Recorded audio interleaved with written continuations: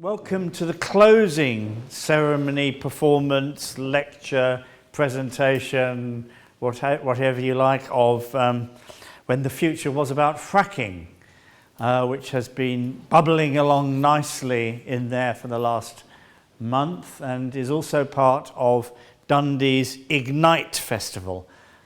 When we were going to originally have it in Ignite, we were going to have a 10-metre plume of flame, but unfortunately that was not possible or allowed within the DCA building. So I'd like to welcome you to the bowels of the DCA, this centre space gallery. And I'm going to start off by introducing, I'll tell you who's on tonight. It's Mette M, who's an anthropologist from St Andrews University, Helen Evans of the Artist Duo HeHe from Paris. That's Helen Evans and Heike Hansen, who have constructed this two-room installation. And then finally, we're going to have the poet and performance artist, writer, and celebrator of different forms of energy, wind, tide, Alec Finlay, who I'm sure you're all extremely familiar with. Okay, so I'd like to thank everyone, particularly Sophia and Andrew and the whole team from DJCAD. Did I say that right? Yes. Apparently that's the new code name for Duncan of Jordenston. And the visual arts, all the crew from the Visual Research Centre, Dundee Contemporary Arts, the funders, Creative Scotland, the British Academy, and the University of St Andrews. Okay, so I'm going to hand you over to Mette M, anthropologist of fracking. Thank you. Okay, welcome all of you today. I am immensely happy to see so many people. I wish we had more chairs so you could all sit down comfortably enjoying a glass of wine. But I'm also immensely happy because this exhibition that we have on display and we are closing today is the result of several years of work. And you might not think that and you might not know that. So I just want to briefly tell you how it all came about, the story behind the exhibition. So I'm an anthropologist, as Rob mentioned, at University of St Andrews. And I do research on oil and natural gas. And a lot of people ask, if you're an anthropologist, how do you do research on oil and gas? More common areas of study might be ritual practices like shamanism or Buddhism or Hinduism, not exactly oil and gas. But I don't see why not. Oil and natural gas, just like any other energy source, is absolutely vital to how we live our lives. And I think it's important for us to really consider how energy is being produced. I think it's something we often take for granted. And it's not just so crucial to how we live our lives, but the effects of that production really affects our ability to live on this planet for generations to come. So a couple of years ago, HeHe had an exhibition in Liverpool, 2013, 14? 13. And it was of this drilling rig. And it was, in my experience of it, an attempt to recreate the experience of drilling. A lot of people don't get to experience that. It is part of my job. I do go out on site where they do the frack jobs. But what I really liked about their installation was that it created that space of drilling, and it enabled people to reflect on how energy is being produced. It was not a piece that, in my experience, said, fracking is horrible. But it also didn't say fracking is the future. Rather than giving people a really strict normative idea of what we should think about the world, they created a space for reflection. And I see that as my job as well. as an anthropologist. So I felt that their artwork and my academic work really went hand in hand. So I contacted Helen and Heiko and asked if they were perhaps interested in coming to Scotland. And they were very excited. They had never been in Scotland displaying their artwork, so this was a unique opportunity. And then I went through the routes of getting the money together, and we went through the process of sharing our ideas. My experiences from my fieldwork in America, where I do the fieldwork both out on site with the drillers, the cementers, the mud crew, but I also do fieldwork in the headquarters, the corporate headquarters in Denver. And they have their amazing abilities and insights and thoughts about how we can create this space for artistic representation and reflection. And so as we were taking this project further, a lot of things had happened. And one of the things that had happened was the oil price had crashed. Back in 2013, the oil price was really, really high. And fracking was something that was happening in many different countries, whether it was at a large industrial scale or as a test drilling process. And now we have a very low oil price, and it means that a technology such as fracking is too expensive for oil companies. So a lot of wells are being closed, they're being capped. It doesn't mean they have to stay capped. The future will show us what's going to happen.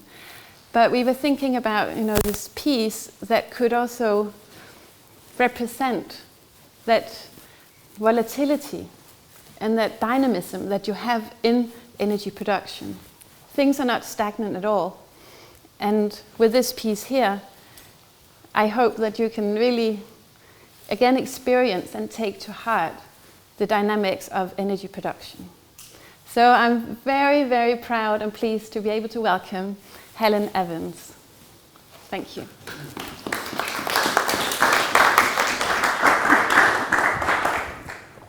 Thank you, Mette. You said so many things, so I don't need to say any more. It's very good. Yes, we work a lot with installations, and our installations often have a kind of performative element. So it's not really that we as artists perform in them, but it's more that we make a kind of happening where the machines or the things perform for us. And so there's a kind of mise en scène of a situation. And a lot of our work has been about energy infrastructures. So we've been looking at precisely what Mette's been talking about is that how our energy infrastructures are always placed very, very far away from us, whether there be oil rigs, which are installed far out on the sea. Actually, I really want to go and see in Dundee while I'm here. Apparently there's a kind of port area with all the rigs lined up near the shore, since it's no longer profitable at the moment to do offshore drilling. But these things are usually far away from us, and we don't get much access to them. Power plants also, for safety and reasons, are installed far, far away from conurbations. Power plants, which used to be even as recently as the 1930s, used to be built in city centres. If you think about the Tate Modern, it's bang in the heart of London. It's now an art museum. This was a power plant. So nowadays power plants are shifted to the margins. They're out of sight, out of mind, and yet we depend on them more and more.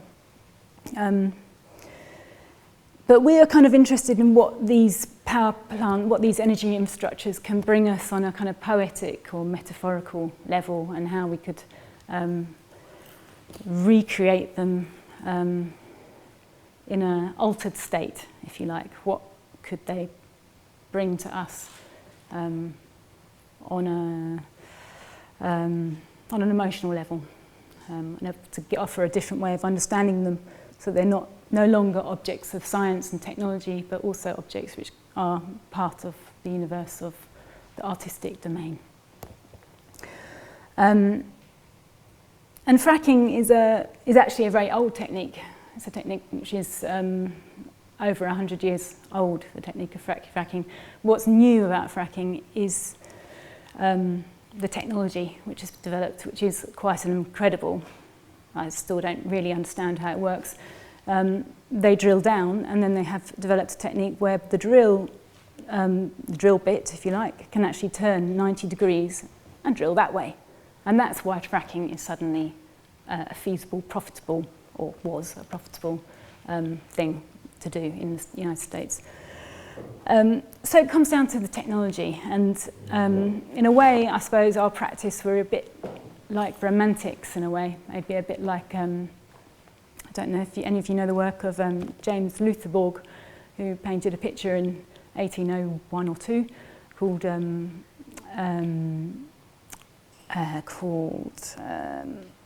anyway, it's a very famous painting which depicts the beginning of the Industrial Revolution with a kind of scene in an idyllic English landscape, a scene of natural beauty. In the middle of it, there's a great orange flame of fire and cloud, and it's the first coke smelting iron foundry which began the Industrial Revolution.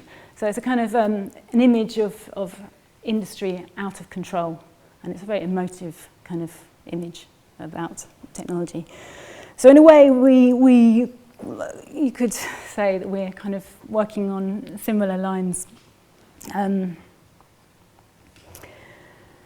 when we made, so what's, sorry, I'm losing my thread a bit here.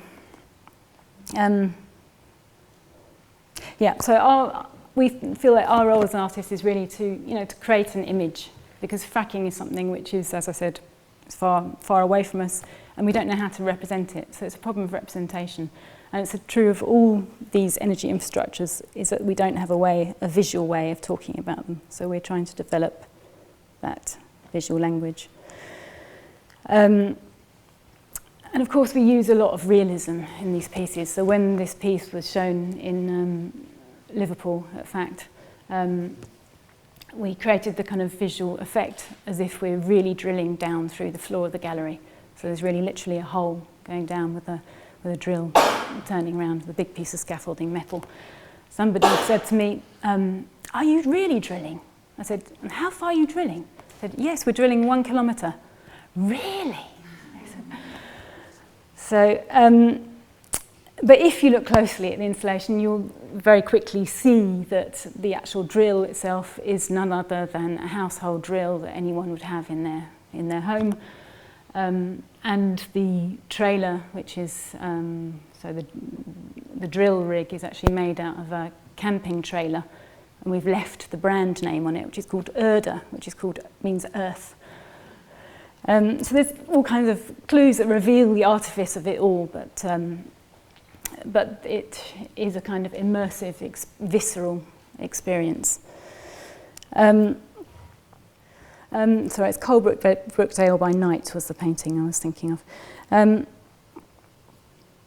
So when Mette contacted us to initially to restage the work, but as she said, so much time passed in the process of finding a venue and the funding to bring us over from Paris to Scotland to show it.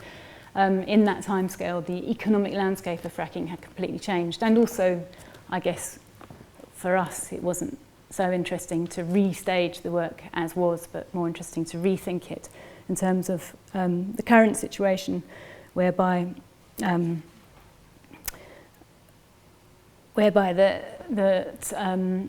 the moment in America, fracking has largely stopped. There's drill rigs are kind of piled up, much like the drilling rigs outside Dundee. So what's left in the landscape is, of course, the wellhead. You know, what's left is the place underground that's been drilled into. The pumps have gone, the lorries are no longer there, but what's left is the pools of water, which have been pumped into the ocean, into the earth, and pumped back up again. And in a way, for us, those wellheads, I mean, you can find pictures of them online, and you know, they're often like these kind of crucifixion forms, and they look very much like kind of gravestones or things dotted in the landscape that hint of this underworld below. So that was a kind of starting point for how to tackle this new piece.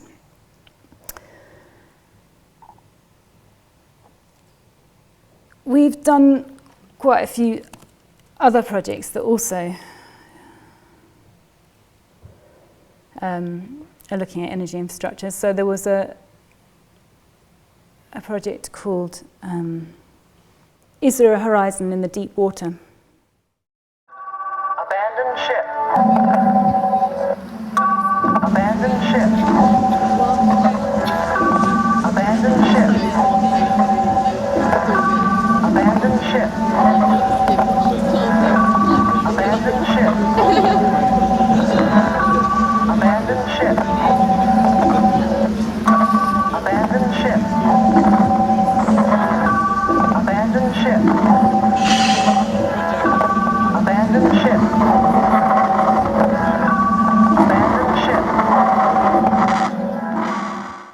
So it's a recreation. So often we use this strategy of making things in miniature because we're trying to make works that deal with infrastructures that are well beyond our reach and very difficult for artists or anybody to get access to. We use this strategy of making things in miniature, which is also a kind of way of appropriating them and being able to remodel them as we want.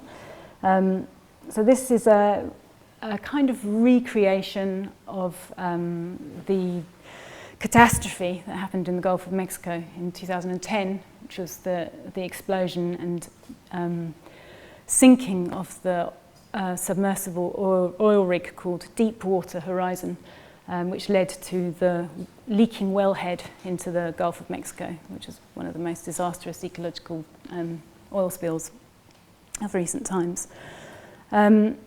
And we were very struck by the name of the oil rig, actually, the Deepwater Horizon, which we found incredibly poetic and unintentionally, in the aftermath, speaks of the illusion of our technological dreams. So we decided that, based on that title, that we wanted to recreate this event in a miniature form.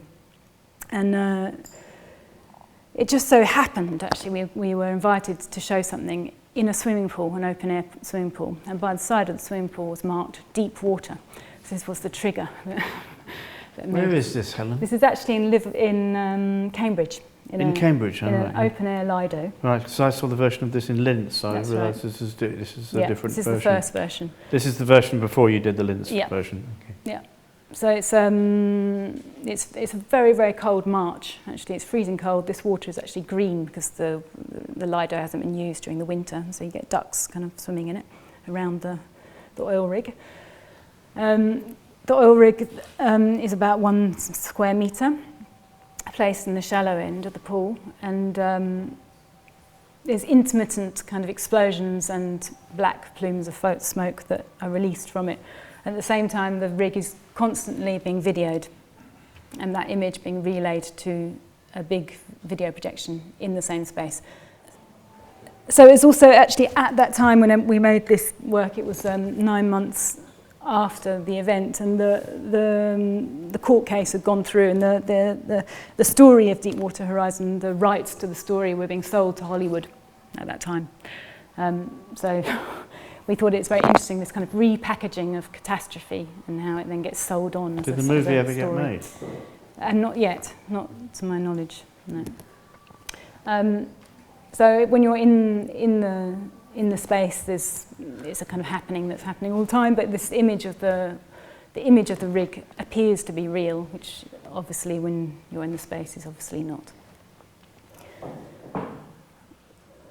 So another model of another energy infrastructure, which is again way out of reach for any artist to tackle on a one-to-one scale, which is the nuclear power plant.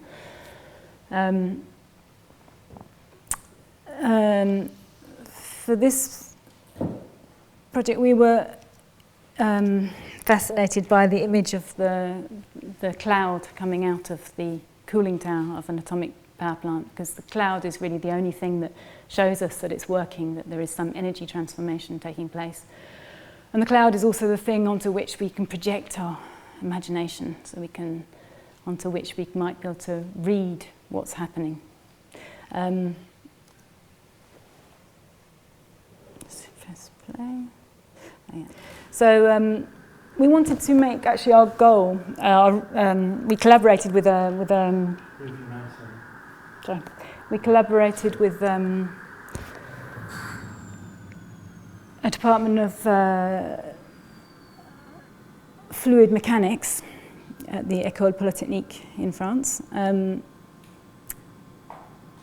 we went to them with the problem that we wanted to make the form of an atomic mushroom repetitively, which would come out of a vessel.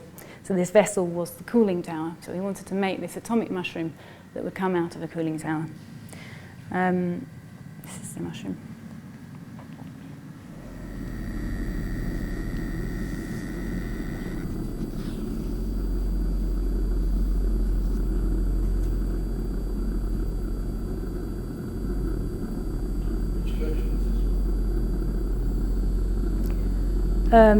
There is only one version of this one, really.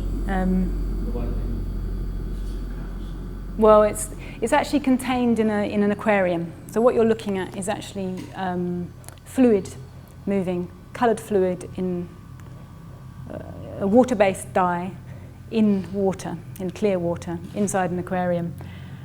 And there's a sort of scenographic cycle which lasts every 20 minutes. There is a couple of mushroom cloud explosions coming out of the mushroom, out of the cooling tower, set to a score with lights and sound.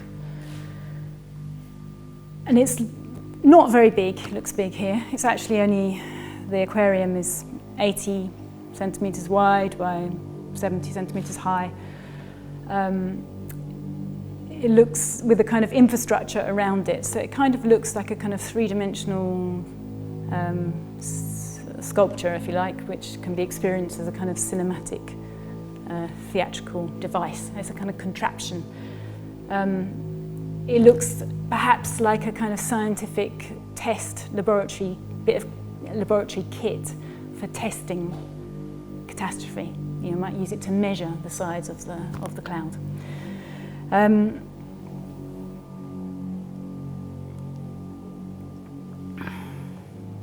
This installation is called Fleur de Lys, which is, Fleur de Lys is, it's the icon that's used in French medieval insignia. And it has approximately the form of an atomic mushroom, of an atomic cloud. And of course it's a sign which is very much representative of French royalty, and the French state, of course, is very much applied in the story of nuclear energy in France. So this is why it's called the Fleur de Lys. It's a kind of homage to the current kind of energy politics of France. And what's interesting about radioactivity really is that because it's something which is invisible, we have to kind of believe that it's there or not there. We can't see it. Which makes it quite a powerful and quite a terrifying media. And we can only see it through the lens of technology. And people in France always love to joke the way that when after the Chernobyl disaster, when the clouds from Chernobyl brought the radioactive wind, that of course the clouds stopped at the French border, which is what the government told us people in France. Okay, so to move away from the models of the things that we can't touch and intervene in, this is a large-scale project where we work on a one-to-one scale with an energy infrastructure, and this project's called Nuage Vert, which means green cloud. It's a project that was realised 3 times in 3 very different ways on 3 different kinds of power plant. This was the version in the first edition, which was made in Helsinki in 2008, and this is a coal-burning power plant, which is in the city centre, not the centre of Helsinki, but within the confines of the city, let's say, in the district of Ruoholahti. So there are people living in apartments very close to this power plant. And the Green Cloud project was an idea which developed from our personal experience of living within 1 kilometre of a power plant and looking at it each night and watching the cloud and wondering what they were doing or how this amazing, sublime cloud was being produced. And it became a question of how this cloud could become something which could really be an interface between us and the power plant and reflect, really, to create this umbilical cord between us who are consumers, actually, of this power plant, even though it may not be direct. So the strategy of Nuage Vert was to work together with the community beyond just being a symbolic gesture. It was also something that would engage many people who, arts organisations, residents associations, schools, power plants, councils, political bodies, to make this purely aesthetic thing happen. And so what's happening is that there's a laser beam which is drawing drawing the outline of the cloud as it moves with the wind. So I'll show you a video to make that a bit clearer. And this video is actually from Paris in 2010, but it's a better video than the one from Helsinki, so I'll show that one.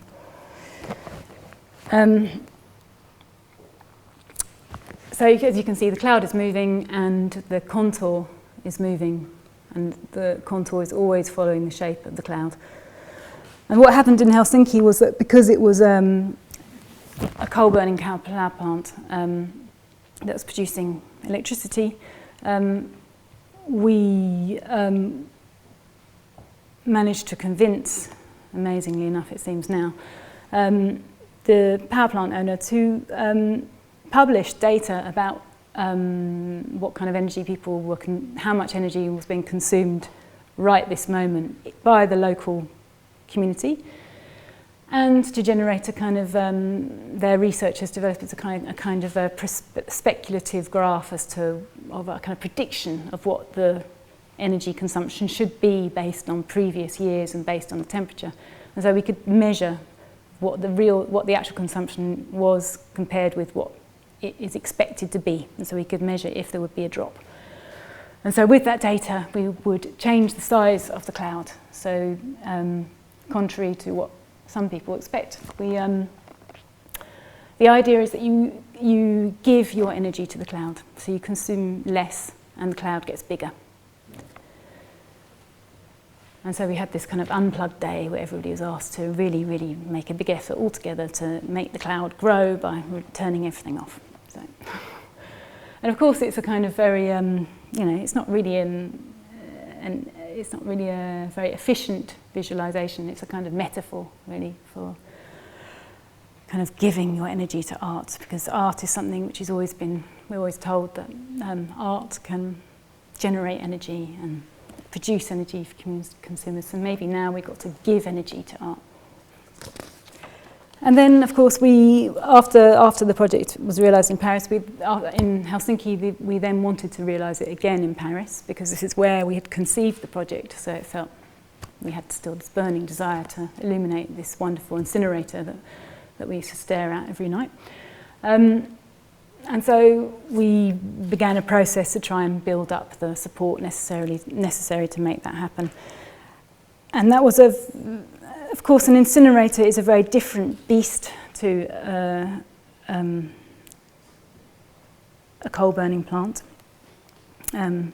Each energy infrastructure has its own meanings that are possible to extrapolate from them. And an incinerator, well, in France, in Paris, they're not called incinerators, they're called centres for valorising energy.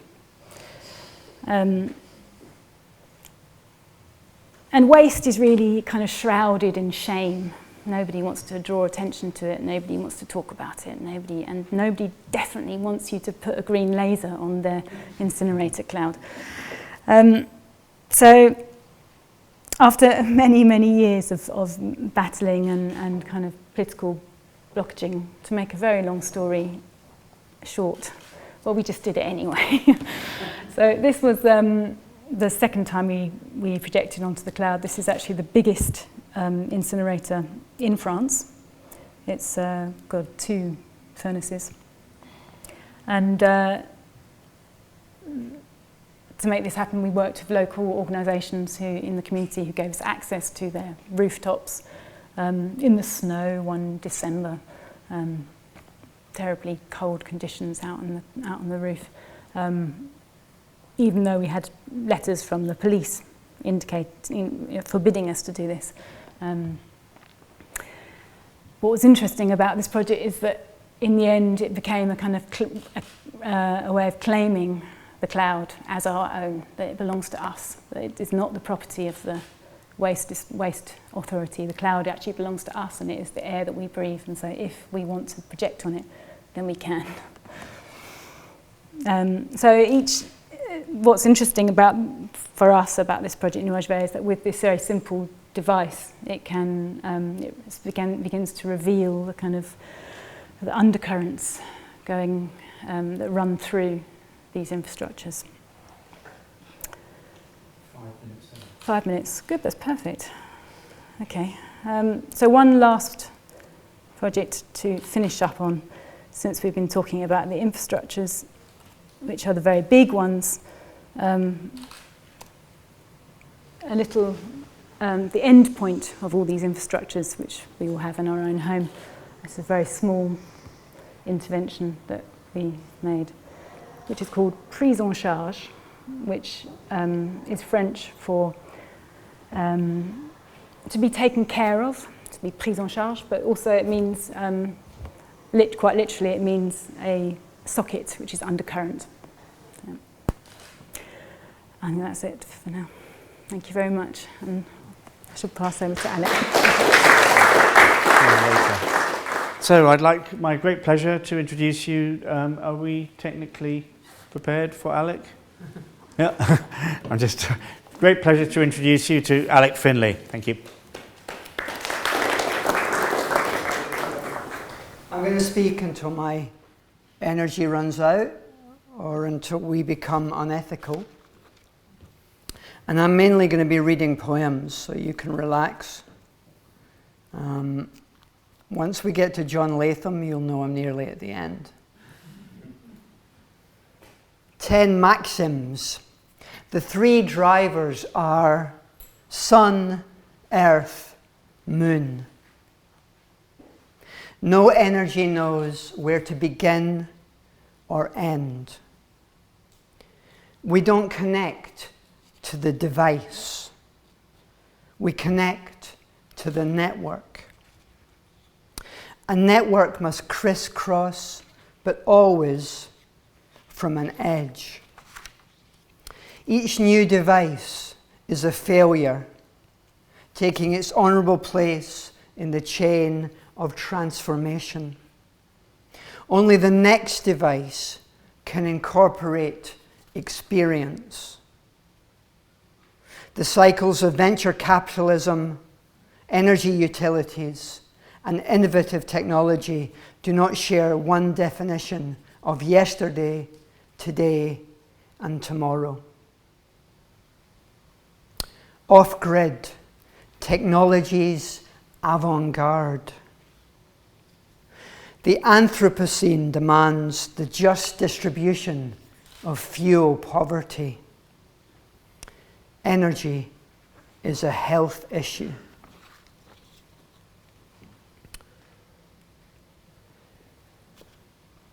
From 9 wind songs. 1. I say, can you hear the wind?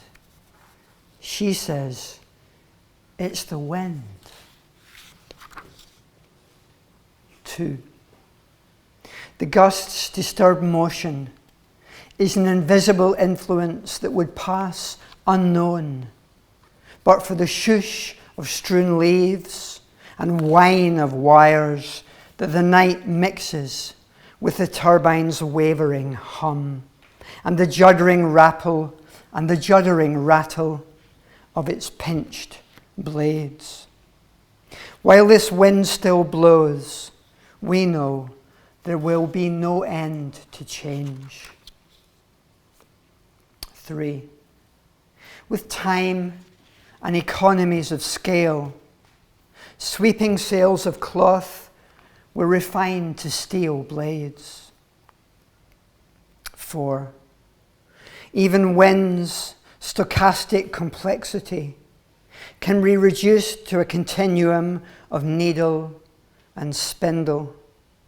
Out on the hills and moors, rotors sweep their tips against the orison, modulating a measure of weather on the climactic fringe of the carbon era. This turbine is by the observatory at Kielder, which is also interestingly near a James Turrell sky space. And with these poems on this kind of turbine, I think this is a Proven that used to be made in Ayrshire. The aesthetics and the energy production are quite well balanced. You only read the poem when it's not producing energy. So it gives the turbine a purpose when it's actually void of its technological purpose. I believe that the wind has now erased this poem. The next landscape is Dalhousie, the water garden. Dalhousie Hydroelectric Power Station, Perthshire. 1. A hydro idyll. Dalhousie's mirror has the spruce-clad ramp of Bjorn Dalhousie under arrest in the day's best pool of cloud. Aslant in the glass of the full windows that crown what's mere reflection. Some skies disturbed by the churn, propelling in constant motion, being released into the inevitable flow, gliding the smooth tail race in a managed current. Between banks hemmed with birch, bound for the narrow sluice which rips down the chute and meets a natural end, mingling with the Erne. 2. The water garden. Empty with silence, the inner hub of the station generates whatever electricity there is. Indented turbines sunk deep in the hill's core. Screened from view by this idyllic water garden, whose reflections look towards Giverny.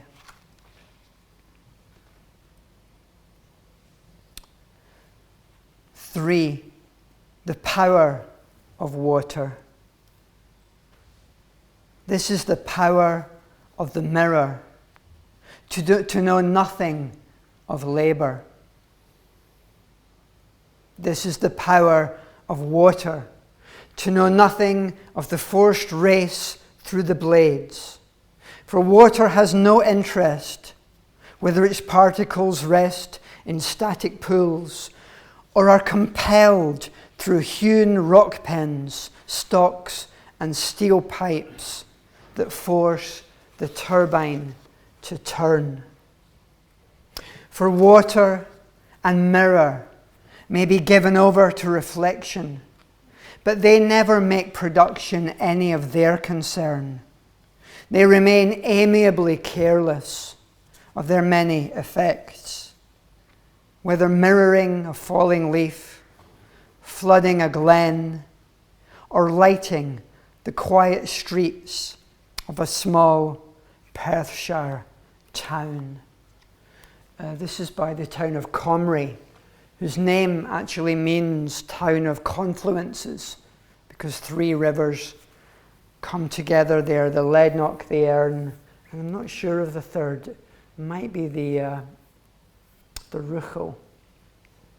And again, my interest was in this balance and equilibrium between production, the mechanics of making energy, and this stupendously beautiful architecture and landscaping, which belongs to the great socialist hydro era of the dams in Scotland that Tom Johnson made happen, that brought electricity to villages and towns like this.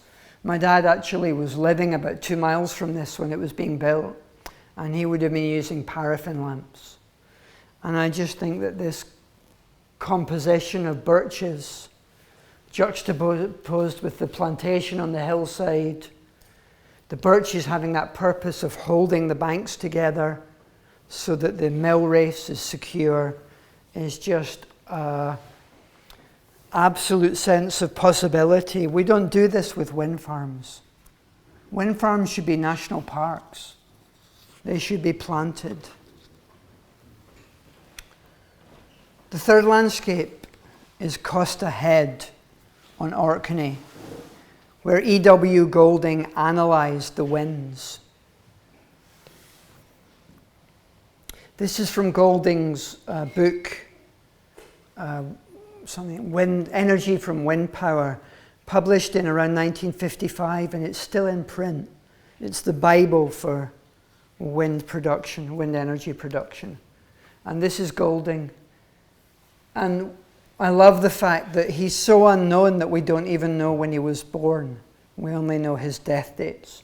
He came from Liverpool and was an engineer, and then was seconded to work for the ERA, which from memory is the Electric Research Agency.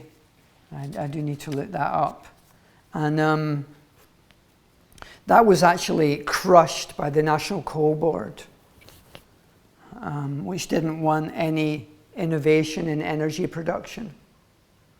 There's one word that you might not recognize in this. Auguster is an Orcadian, Orkney Norn word for a squall or a swap of wind. Orcadian has a lot of weather words.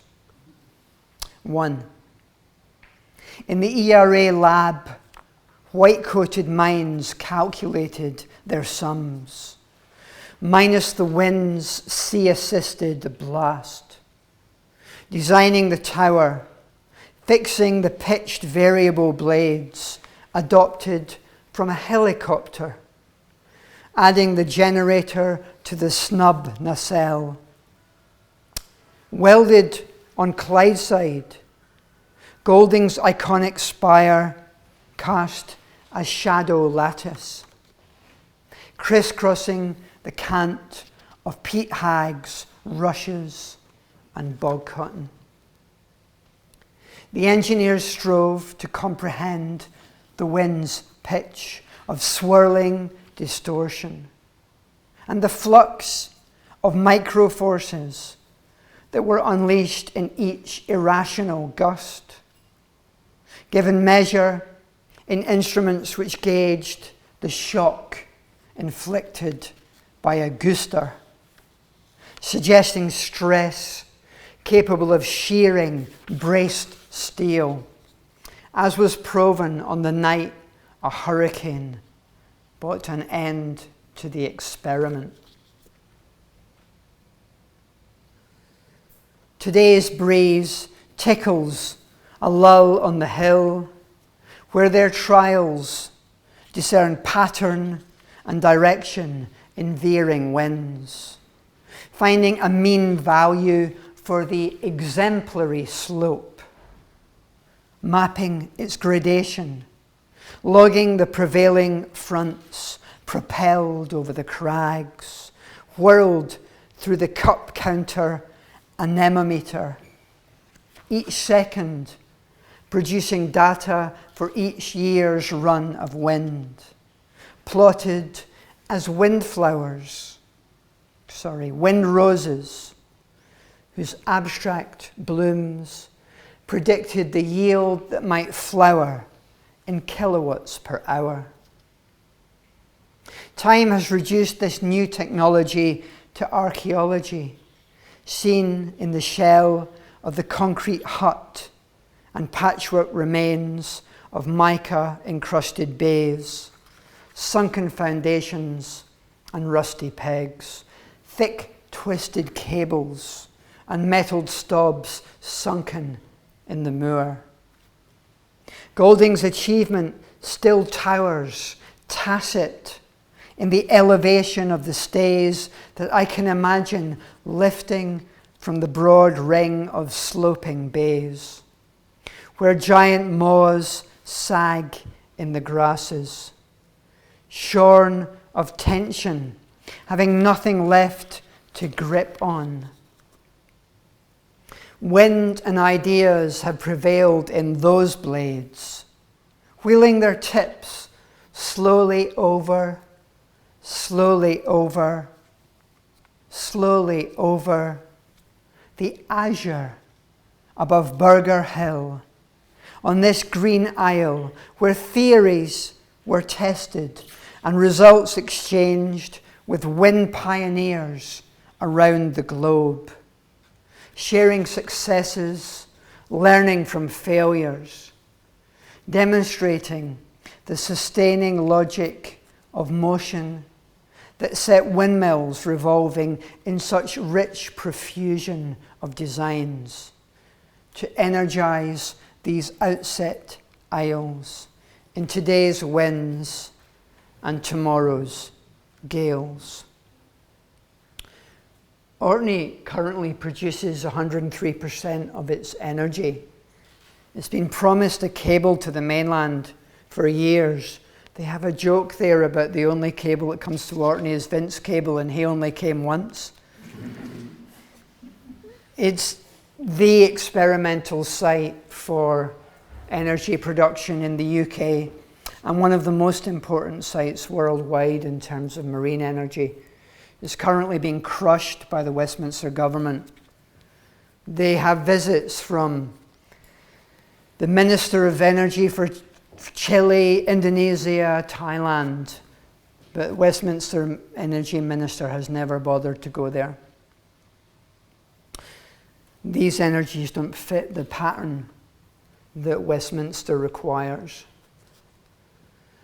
Costa Head is, so going back to Helen's near and far, Orkney is a small island, a lot of you will know it. It's full of archaeology, and one of the lovely things about the archaeology is that it's integrated with the farmland, that you're just walking across the farmers' fields. And in just the same way, Costa Head is an archaeology now that most people don't know about. There's no signage. You walk up this little hill, which Golding loved. It was like a perfect hill for him. This little mound on the edge of the Atlantic. And this is, imagine in 1950, they're trying to understand how wind actually works. They don't have computers. They have never had to test wind for its effect on steel since they were first making ships, and the effect on a ship is not the same as a windmill. So these engineers from the south of England are coming to Orkney to try and understand how wind actually functions. And they found out by getting their windmill blown down. And this theme comes back again and again when you talk to engineers up there, that you only learn from your failures. And in terms of devices, every failure points to the next device. This photo is taken from Rousey, so one island looking at another. Moving from wind to marine, but staying on Orkney. Orkney has managed to lead in terms of two different energies. When you're at Costa Head, you actually look down on Burger Hill, which is where some of the first of what you might call the second wave of wind turbines were installed.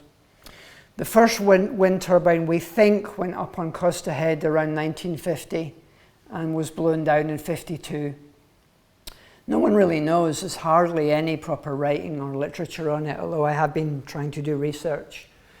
The next energy that comes to Orkney is a wave. Sorry, when you're on Costa Head, you look down on the second wave of turbines which were installed in the 1980s and which are still functioning. So you're actually looking at archaeology, at eras of energy and design. And now you look onto this. I believe this is the lobster, or the lobster creel as we call it, being transported to its home at Billiacrew, which is one of the most important test sites in Europe for marine energy. And again, I'm going to start with 10 kind of maxims. 1, the energy stream, ocean. 2, actually I won't read the numbers. Estimate 10,000 sites worldwide suitable for generating from the tide. The sea is one giant adapter. Tidal energy is moored to the moon. Wave energy is in the highs and the lows. Water suffers its surroundings. A wave device must float, but leave off being a boat. Turbines express the power of nature as currents surge through the coiled gyre of a sunken chamber. It's not the median tide, but the storm that will finally decide. As the sea is various, no one device will ever suffice. One of the energy companies, the most innovative and delightful to work with up there, Aquaterra, have a map of the entire world, and they've mapped 10,000 sites that are ideal for wave energy production. And they're trying to figure out how you sell that information. They're fascinating people to speak to because they're at the cutting edge of innovation. And as the complex engineering is being crushed by the lack of funding, they're beginning, in just the same way as Golding did, to turn to third world and developing countries. So they're now sometimes trying to design incredibly simple marine energy devices. Golding ended up trying to sell his windmills to Israel and South America, to markets that couldn't afford a grid system. And there's something similar happening today in terms of some marine energy. Billiacrew. There's a reference here that, well, Eddie might get it, I'm not sure who else, Gare might get it, to Orange Juice's song Rip It Up, which I've always misheard and missung along with, comes into the poem. And also, you might not know, a Solon goose is a gannet. Come back.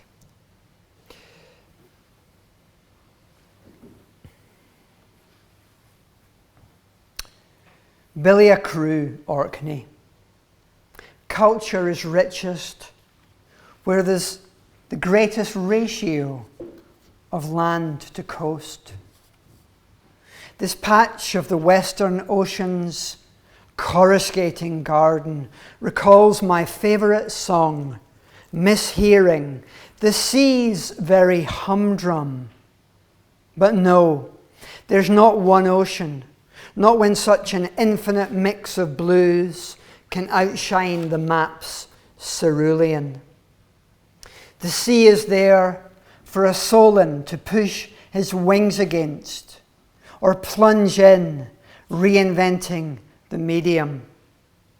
When the light comes right through them, the waves let slip, rack and tangle, pitching round until they go breaking on the boulder beach, crashing under rowhead, hassling brittle stars and urchins, or splash near the shell ducks, dozing on their green shelf of sun. There's no need to worry that any wave is wasted when there's all this motion. Along the bay, there's the promise of a new world from each new device connected to the cable that runs out under the wild rocks into the diamond space. Inside those three buoys, this is where the metal gets salt wet. And that's the only true test. The problem is elastic. What kind of roots will grip fast with moorings subjected to ebb, flood, flux in a surge of such force? What solid was once liquid, as with rock and sand, which nature divided like us. These waves were tugged and formed in slowness. Slowness that we've lost.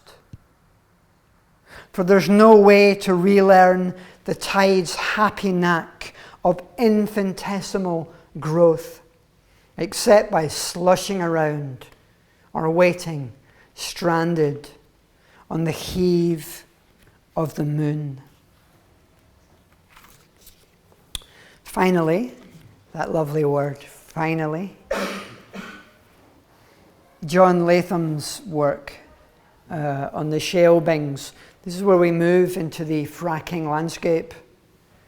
And that other experimental site, which is to me rather less benevolent than Orkney. A couple of references in this. The temenos I had in mind is James Turrell's Sky Space at Loch Rannoch, which I recommend any of you to go and find. It's private and secret, but I'll tell you if you drop me an email. The names of the bings that I quote are either Latham's or they come from local communities, nicknames. The mountain huts I refer to, what I had in mind was Outlandia in Glen Nevis. This poem comes from a much longer piece about how artists have used vision and architectural forms to create new relationships with landscape, very much like the projections that you were showing earlier, actually. And I see Latham's work at Nidri Woman within that tradition, and possibly the greatest example of it. The greatest because he didn't make any work there. He only gave it a name. Nidri Woman, the antiquarian vision of John Latham. Every era of eyes enshrines vision, granting the volcanic tumult of the mountains, the richly accented outline of tradition, myth, and song. Every culture flows like a river, a carrying stream through druidic groves and the tenebrous lantern of the church, to today's secular temenos, walled enclosures and mountain huts. We raise our gaze to the lay temples of Gaia's skies, epitomized in the vision of John Latham, who rediscovered the goddess in Nidri's pink bings. Seen from the sky, the mounds reveal an earth mother cradling a triad, Nidri woman, heart, limb. The bings are amongst the largest man-made objects, which Latham's re-seen as an immaculate monument, an inescapable doom squatted and spread across the land like great boils, letting off toxic fumes and poisoning the rivers. Carberry's red shale, calf and phallus. Lone Head's Ramsey. Arniston's pinkish gore and blue-black Emily. Nidri's Five Sisters. Dismembered corpse of a Celtic giant. Each summer blesses the slag with the benign renewal of green, as the Bing's spoil is fringed with a redemptive covering of flora, rare alpines, club moss, melilot, wintergreen, willow, orchid. Latham's ashes were scattered on Nidri Women in 2006. When I was growing up, there were regular features on Reporting Scotland about these terrible eyesores and how awful it was that people had to live with them and how they must be removed. And occasionally some of them were landscape, but it was a big debate. It took 40 years for them to actually be declared as nature reserves. The spoil is so hostile that it actually is a home to rare alpines. And not only are these now preserved for their historic significance, but also their ecological significance, which is incredibly symbolic, meaningful, and practically interesting. This is the Five Sisters, and you can see the way that it's greening. If you see that distant view, much more pinkish, but when you get up close, you can see the green, and there are already willow and birch coming, and other trees will come. And so what Latham did in struggling to artistically and aesthetically declare the Bings something worthy of preserving was actually to aid their historical preservation. He was, although there's no memorial to him, no signpost, he was strongly responsible for their preservation at a time when they were still reviled and hated, and the culture didn't know what to do with them aesthetically. And part of my thinking about this landscape came from working with the collaborator Amy Todman, who's pointing at them here, who did a wonderful talk about the Bings from an antiquarian point of view and compared them to Avebury. Some of the old Neolithic mounds are, of course, partly man-made, and so we telescope through thousands of years to different cultures which have been involved in earthworks. And I'm going to stop there.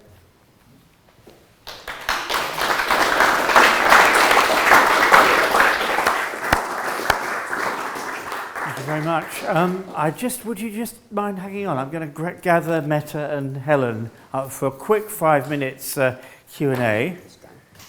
And I'll start off. So lots of themes have come together here without us really planning them to, I think.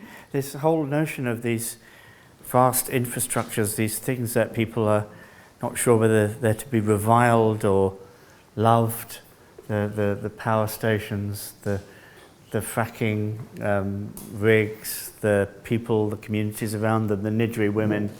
And it seems to me that we are faced with a kind of a crossroads as artistically minded people, as how we kind of present this dichotomy in our work. Am I right in thinking that we have these strategies for presenting dichotomies? And I think that's one thing the artists are very good at doing. But these are actually debates that people really feel very strongly about. So I'd like people to comment a bit on this issue of dichotomy. Anyone want to start first? Mette. Well, I guess I want to make sure I understand right. Well, you hang out with people doing fracking in places where all these incredible things happen. Mm-hmm. And there is this dichotomy, this problem of how do we represent these contested sites? I suppose is what I'm asking. Yeah, I mean, so I'm heading a research project that I've called Energy Ethics.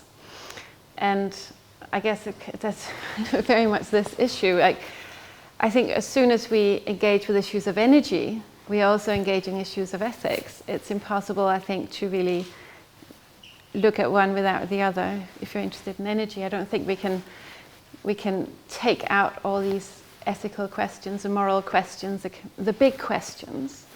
And I just love how, like in Alec's talk, you know, these big questions, they're really, really far away from the very specific worlds maybe of an offshore drilling rig, but at the same time they're not. You know, they're all part of that same world. It's the same universe, it's the same life. And something that has surprised me in my research is that the guys that work on site talk about these very big existential questions, and they impinge upon their lives directly as they reflect on how they feel about what it is they're doing.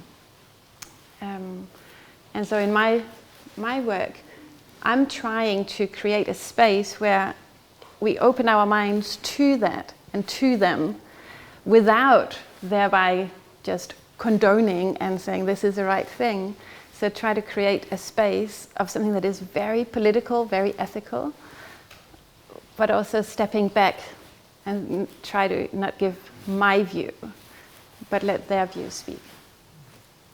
So I'm trying to, I think, move beyond a dichotomy. Moving beyond the dichotomy. Helen. Your comment makes me think of, you know, one of the problems we always face, for example, in the project like Nuage Vert, is this problem of not being co-opted into and utilised as a you know, communication. You know, art shouldn't be used as a communication device for an industry, or you know, we're not there to beautify something or make it acceptable. You know, we're there to open up and ask questions and reveal these dichotomies. But then when you're working with, what's very delicate is to do that in relationship to people who have vested interests, and I think that's a very difficult balance to find. Yeah, I'd like to comment on that. I forgot to introduce myself. I used to be curator at the Arts Catalyst, which is an international organisation that brings together artists and scientists, and now I'm a freelance independent. And I should point out that the Arts Catalyst actually was a co-commissioner of the first version of this Fracking Futures, just in case anyone's listening from the Arts Catalyst. But I should just make the point here that we did a lot of projects on atomic energy and nuclear, working specifically with a nuclear sculptor called James Acord, who's now passed away. And one of the interesting things in trying to deal with the UK Atomic Energy Authority, as it was then called, and the various infrastructures and nuclear infrastructure, is that we were always being referred to the publicity department. Mm-hmm.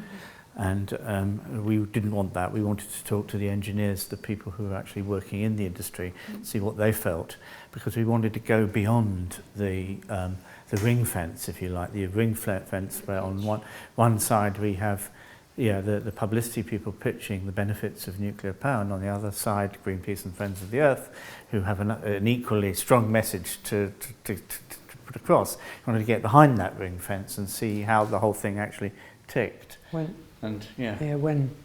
Famously, when John Latham did what's recognised as the first artist placement in the UK, it was with the Scottish office, and they put him in the graphic design department because they had no other thought of where they could put him. So I think that is always a problem. Did the Witnedry women, I was wondering, did that come out of his work? Yeah, it did. Right. Came out of looking at aerial survey photographs and seeing this, what he really declared was a proto-Neolithic form. And I think in 75, 76 there was a lot of interest. We've kind of come round full circle to that. And I almost don't know if there's some tie-in with earth energies, to sound very drippy hippie, but in the sense that I think maybe wind and marine have brought back that a benevolent awareness of the earth as an energy producer. I mean, my comment on the question would be that I would campaign personally against fracking, you know, strongly and vigorously, but it wouldn't be as an artist. As an artist, I could make work about it. And So you'd have to reflect the complexity. It might still be a judgmental work, but it would be a different part of you. And I think what art does, I mean, the reason I tell the story about the Bings is that they did look bloody ugly in the 70s, you know, and a lot of technology does. And what aesthetics does is it gentles us through time into a time when it will be acceptable, sometimes lovable. I do think you can bring critical aesthetic judgments to bear on how different industries and different eras have produced. Well, I just always go back to Dalhousie. It's a beautiful, accessible landscape. People go and walk their dog there. It's absolutely stunning. And that's a choice. The architecture of all the Scottish hydro dams is magnificent. It's probably our best modernist architecture. And so that was a choice that was allowed, made, and encouraged. It doesn't happen with new energies.